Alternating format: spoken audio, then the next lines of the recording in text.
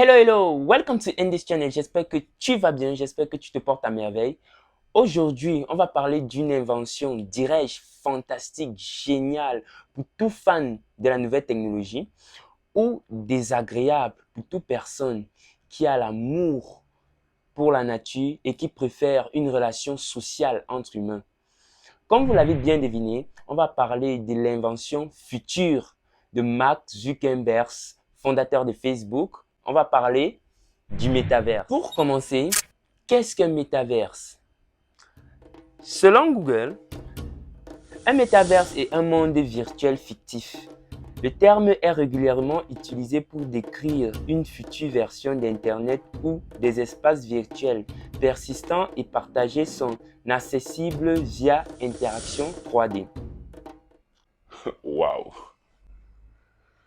C'est flippant, non? À travers la définition donnée par Google, nous pouvons visualiser cette invention 3D et l'analyser de deux façons. La première façon que nous pouvons voir cette invention 3D, si ça voit le jour, est juste Waouh!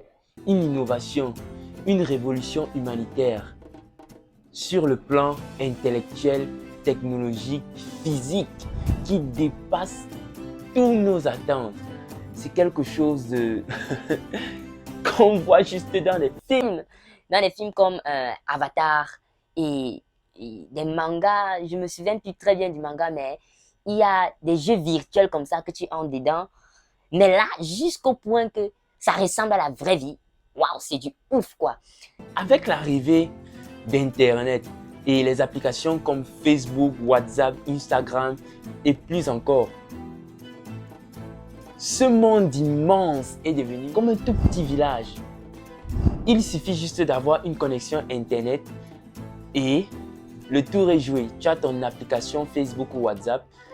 Tu réussis à communiquer avec quelqu'un qui est à l'autre bout du monde, comme s'il était là devant toi, soit par appel vidéo ou tu communiques par chat ou par appel. Donc, l'Internet et ces différentes applications ont facilité la communication, ont rendu ça fluide, une communication vraiment magique. Qu'il y a 400 ans, personne n'aurait pu imaginer que la technologie devait avancer à ce point. Mais maintenant, imaginez-vous que là, ça part encore un peu plus loin.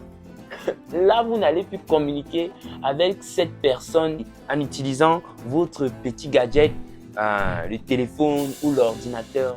Vous allez voir cette personne en 3D directement, discuter avec cette personne comme si cette personne était là devant vous. Waouh, c'est du ouf quoi!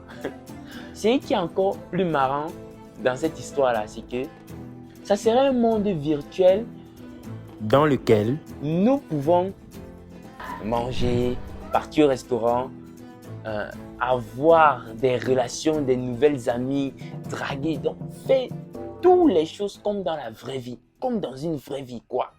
Je suis dans une vraie vie, je discute avec qui je veux, je pars au restaurant, bref, je rends mes rêves une réalité. J'achète une voiture comme dans un monde réel. Et c'est là où on applaudit vraiment la technologie. Vu que ça part encore plus loin que ce qu'on espérait. La technologie avance à un niveau fascinant. Après avoir vu tout ce côté génial, positif que pourrait apporter ce monde virtuel-là, comme j'ai dit en début de vidéo, nous pouvons analyser cette invention-là de deux façons. Et la deuxième façon est la suivante. Vous savez, à l'arrivée d'Internet et ses multiples applications, dirais-je les réseaux sociaux, plusieurs personnes se sont déconnectées du monde réel, dans le sens où ils se sont déconnectés complètement de la nature, des gens qui sont autour d'eux, des gens qui les aiment, des gens qui veulent leur attention. Ils se sont plutôt concentrés sur d'autres personnes dans un monde, dans un autre univers, dans l'univers de Facebook, dans l'univers de Instagram. Aujourd'hui, il y a plusieurs personnes qui n'arrivent pas à communiquer avec ceux qui voient directement à cause de tout cet effet-là. Parce qu'ils sont tellement habitués à communiquer via Facebook ou WhatsApp. Donc, ça a créé une sorte de fracture ou des distances ou des divisions entre plusieurs personnes. Ces réseaux sociaux ont déconnecté plusieurs personnes du monde réel. Je me souviens avant, tu ne pouvais plus parler à quelqu'un normalement sans qu'il ait son petit gadget à côté. Cette personne est juste comme un zombie. Tu lui dis 1, 2, 3 mots. Il regarde ton téléphone, il écrit. Tu la parles. Cette personne n'est pas avec toi. Qu'est-ce que tu as dit? Tu dis, la conversation à distance était plus bien que la conversation directe. Les gens trouvaient du plaisir et trouvent toujours aujourd'hui du plaisir à discuter avec les gens qui sont très loin et négligent ceux qui sont autour d'eux à cause de toutes ces multiples applications, ou dirais-je, à cause des réseaux sociaux. Et cela a créé une petite tension entre plusieurs personnes parce qu'il est inadmissible que vous sortez avec votre copine et elle regarde au moins son téléphone 10 fois au lieu de vous regarder. Je crois que vous êtes d'accord avec moi sur ce point-là. Et tout ceci nous a fait oublier la vraie identité de l'homme.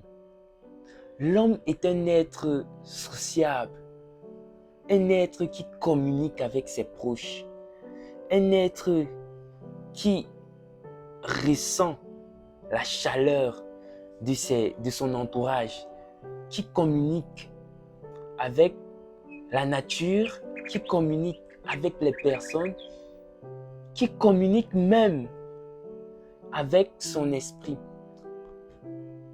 Et je me demande si, dans le monde où on va, qui n'a plus de frontières, qui fait en sorte que, grâce à cette nouvelle technologie, nous pourrons entrer dans un monde virtuel et faire tout ce qu'on veut. Parce que on ne se sert plus trop du bouche à oreille pour demander des choses. Il suffit juste d'avoir son téléphone et une connexion Internet, et tu tapes sur le net et le net te fournit les informations en plus du surplus. Et ça fait que, de fur et à mesure, les gens s'éloignent des gens. Les gens s'éloignent des gens et créent plutôt des connaissances où on ne sait pas trop. Donc les gens s'éloignent du monde réel et s'enfoncent dans un monde virtuel. C'est pas aujourd'hui que ce monde virtuel-là arrive. Ce monde virtuel était déjà dans nos têtes depuis. Il y a les gens qui ne peuvent pas vivre sans Facebook. Il y a les gens qui ne peuvent pas vivre sans Instagram. Il y a les gens qui ne peuvent pas vivre sans Vibe, sans ces différentes plateformes-là. Il y a des gens qui ne peuvent pas vivre sans ça. Et maintenant, on va créer encore un monde virtuel pour faire que les gens s'éloignent encore de plus en plus. Je ne sais pas si je raconte n'importe quoi ou je suis très extrémiste, mais on contrôle notre corps à travers le cerveau. Et c'est à travers ce même cerveau qu'on va contrôler les personnages qui vont nous représenter dans ce monde virtuel. N'oublions pas ceci. Quand tu reçois une claque ou une blessure quelque part, ce n'est pas le corps qui sent. L'information passe par le cerveau et ça transmet ça dans le corps. Et ça te dit, là, tu as une blessure, là, bref. Ce sont les docteurs qui vont mieux vous expliquer. Je ne suis pas docteur, je n'ai pas fait la science. Mais tout ce que je sais, c'est que tout passe par le cerveau. Maintenant donc, ce cerveau-là va contrôler notre personnage. Imaginons que tu reçois quelque chose de choquant dans ce monde virtuel. Ou je ne sais pas. Je ne sais pas si je flippe déjà, mais je pars un peu trop loin. essayons un peu d'apercevoir ça comme ça. Si tu reçois quelque chose de choquant là-bas dans ce monde virtuel, où on ne peut pas te tuer dans ce monde virtuel, parce qu'il est arrivé dans des rêves que les gens font les rêves et ils meurent dans les rêves. Et si ce monde-là serait plus qu'un monde réel, ne peux-tu pas mourir là-bas et mourir dans la vraie vie?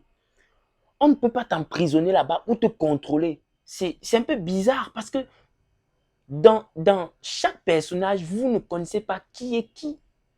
Vous ne savez pas qui est qui. Ça peut être n'importe qui vous approche comme ami. Vu que j'ai créé mon personnage à ma façon.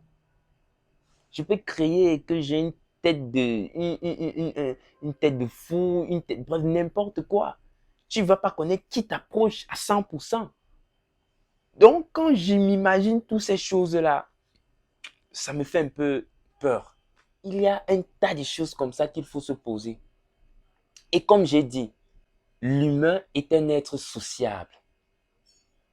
Et ceci ne va pas égarer de plus en plus parce que l'arrivée des réseaux sociaux ont beaucoup déconnecté plusieurs personnes du monde réel. Ils sont plutôt plus concentrés sur les petits gadgets là, le téléphone, la machine. Tu vas aller voir le premier au 31.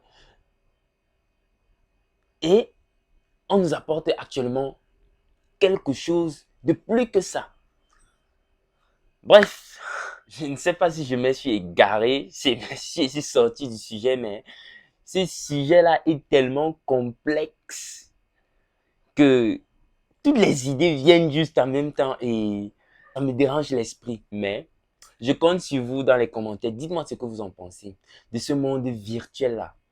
Est-ce quelque chose de révolutionnaire ou quelque chose qui vient plutôt empirer la division d'êtres humains sur Terre? Dites-moi ce que vous en pensez dans les commentaires. Vraiment, je compte sur vous. Dites-moi vraiment ce que vous en pensez dans les commentaires. Nous arrivons au terme de cette vidéo. On dit toujours, yes I. Moi c'est Andy. Et toi? À plus.